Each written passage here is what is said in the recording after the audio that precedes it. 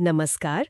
आज हम मेवाड़ के इतिहास के एक ऐसे शासक पर बात करने वाले हैं जिनका नाम शायद महाराणा प्रताप या कुंभा जितना नहीं लिया जाता, पर जिनका दौर काफी अहम था। हाँ बिल्कुल, हम बात कर रहे हैं महाराणा खेत्र सिंह की, जिन्हें खेता के नाम से भी जाना जाता है, महाराणा हमीर के बेटे। सही। और हमारे पास जो जानकारी है वो महाराणा खेत्र सिंह शौर्य और विजय गाथा नाम के स्रोत से ली गई है। तो आज हम इसी स्रोत के आधार पर उनके समय को, उनकी जीतों को और उस दौर की कुछ उलझनों को समझने की कोशिश करेंगे। हाँ, चलिए शुरू करते हैं।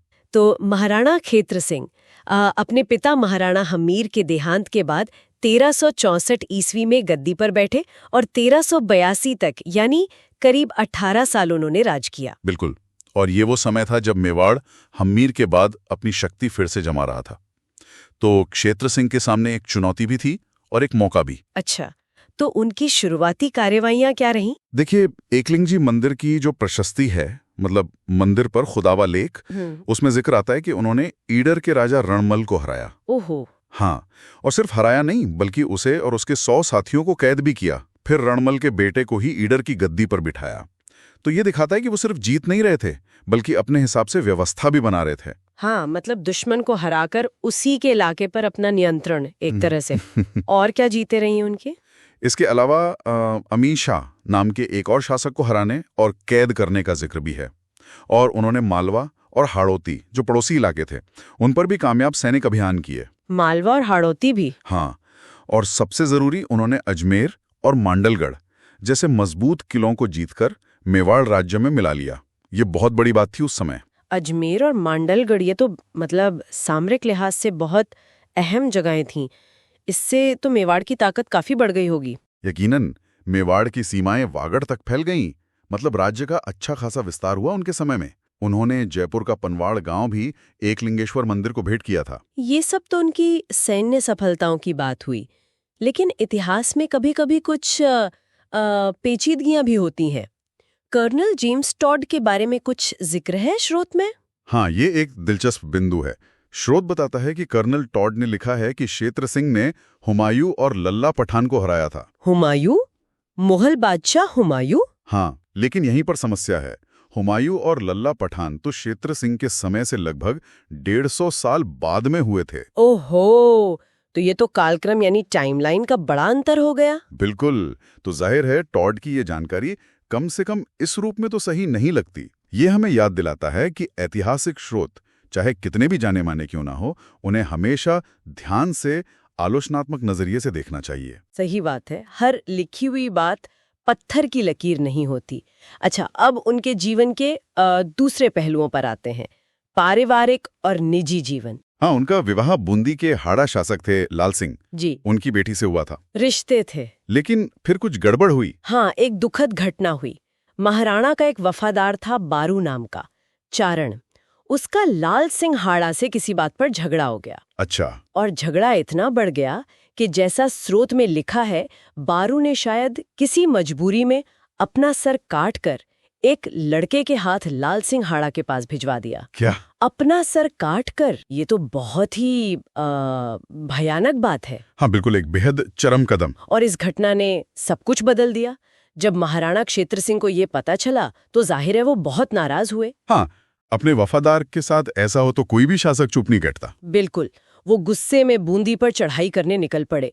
कई दिनों तक भयंकर लड़ाई चली। और अंत कैसे हुआ इस लड़ाई का? मेवाड़ी सेना के हाथों मारे गए। तो ये पूरा मामला एक तरह से व्यक्तिगत वफादारी, अपमान और फिर बदले की दुखद कहानी बन गया। और उनकी महारानी?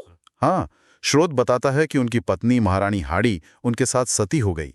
ये उस समय की एक दुखद सामाजिक सच्चाई थी। ये दिखाता है कि उस युग में रिश्ते और वफादारी कितने कितने जटिल और विस्फोटक हो सकते थे। अच्छा, उनके बाद फिर मेवाड़ की गद्दी पर कौन बैठा? उनके उत्तराधिकारी बने उनके बेटे महाराणा लाखा, जो खुद मेवाड़ के इतिहास में एक बहुत महत्वपूर्ण शासक हुए।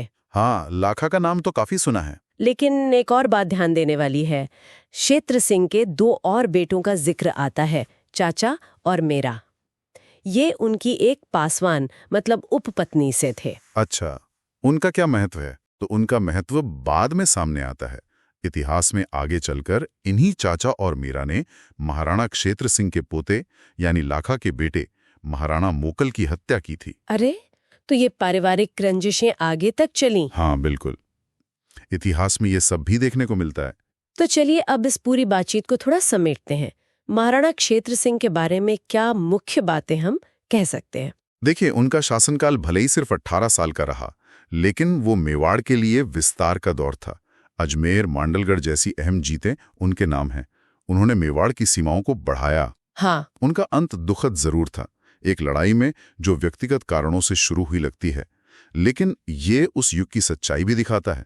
शासकों का जीवन, वफादारी, दुश्मनी, ये सब कितने मिले जुले और खतरनाक हो सकते थे। वो मेवाड़ के इतिहास की एक अहम कड़ी थे। बिल्कुल। और महाराणा क्षेत्र सिंह जैसे शासकों के बारे में जानना हमें मेवाड़ के इतिहास की एक ज्यादा पूरी तस्वीर देता है। अक्सर हम सिर्फ कुछ बड़े नामों पर ही ध्यान देते हैं, लेकिन राज्य का निर्माण तो कई पीढ़ियों के योगदान से होता है। सही कहा।